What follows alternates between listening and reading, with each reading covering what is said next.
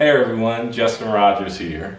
Hope you guys are all doing well, practicing social distancing, and hopefully not going stir crazy. You know, as Christians, well, as people, it's really easy to fear during a time like this, these uncertain times.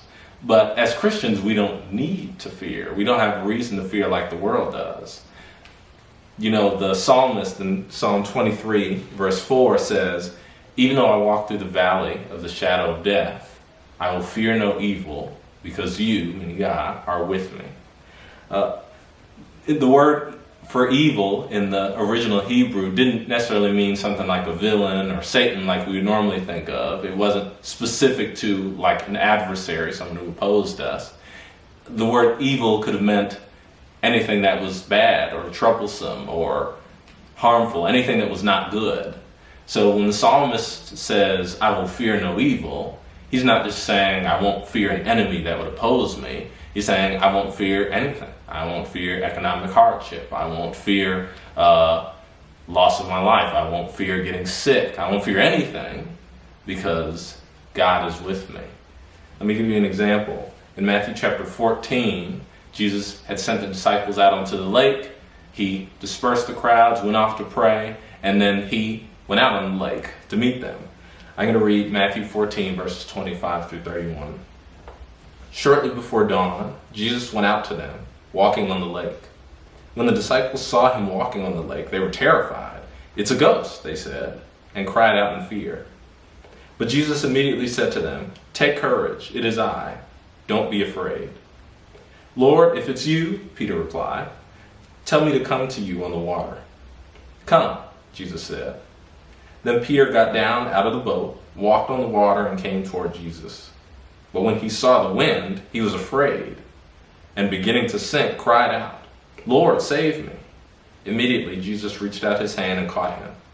'You of little faith,' he said, 'why did you doubt?'" Notice there are three factors here. So we have Jesus, we have Peter and his faith, and then we have the wind, the waves, the circumstances that Peter finds himself in. So when Peter steps out onto the water, he has his faith. Jesus is there. Even though the winds and things are raging, he does actually walk on the water. But eventually something changes. When he begins to sink, it's not because Jesus stopped helping him on the water. Jesus doesn't change. It wasn't because the circumstances had changed. The waves and the wind, they were there when he stepped out the first time, and they continued when he sank. The thing that changed was Peter. He changed his focus from Christ onto his circumstances. He began to doubt. He lost faith in Christ as he focused on the wrong thing. But the good news in there is that even when Peter lost his faith in that moment, even when he had a moment of faithlessness, Christ reached down and had caught him. Christ never left his side. And while he did, of course, criticize Peter for lacking in his faith, the point was that Jesus was not going to leave him. Jesus doesn't leave us even when we fail, even when we're faithless. Christ is still faithful.